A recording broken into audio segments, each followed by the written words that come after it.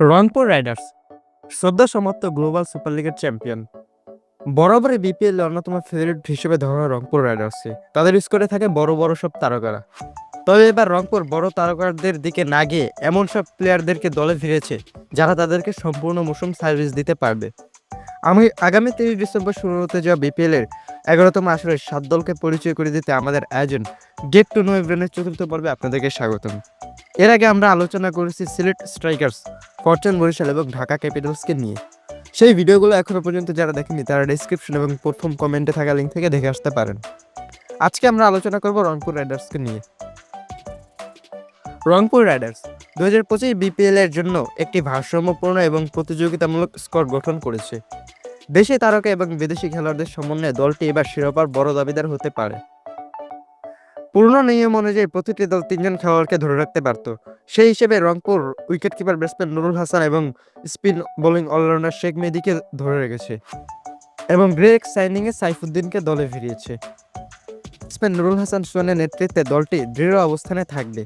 সোহানের নেতৃত্বগুণ, উইকেটের পেছনের দক্ষতা এবং ফিনিশিংয়ে তার অবদান দলের জন্য গুরুত্বপূর্ণ হবে। অন্যদিকে শেখ মেহেদী হাসানের স্পিন বোলিং এবং প্রয়োজনীয় মুহূর্তে তার ব্যাটিং ম্যাচ জেতাতে পারে। মোহাম্মদ সাইফুদ্দিন একজন অভিজ্ঞ পেস বোলিং অলরাউন্ডার হিসেবে দলের বড় সম্পদ।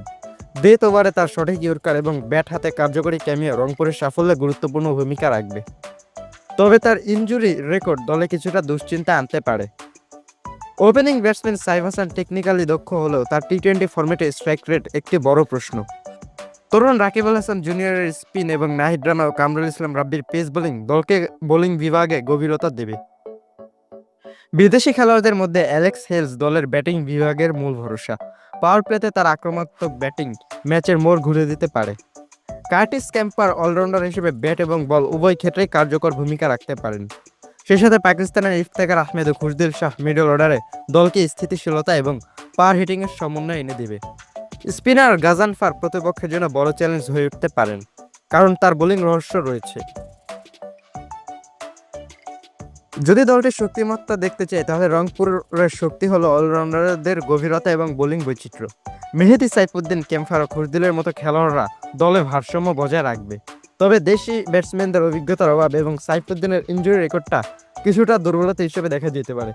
সেই সাথে তাদের আরেকটা বড় দুর্ভাগ্য, টুর্নামেন্টের শুরু থেকে তারা সৌম্য সরকারকে পাবে না। ইনজুরির কারণে জানুয়ারির মাঝ থেকে যোগ দিতে পারেন সৌম্য। সর্বোপরি রংপুর রাইডার্স একটি শক্তিশালী দল গঠন করেছে। তাদের ব্যাটিং বোলিং বিভাগের গভীরতা এবং দেশি খেলোয়াড়দের অভিজ্ঞতা শিরোপার জন্য দলকে বড় প্রতিদ্বন্দ্বী করে তুলেছে।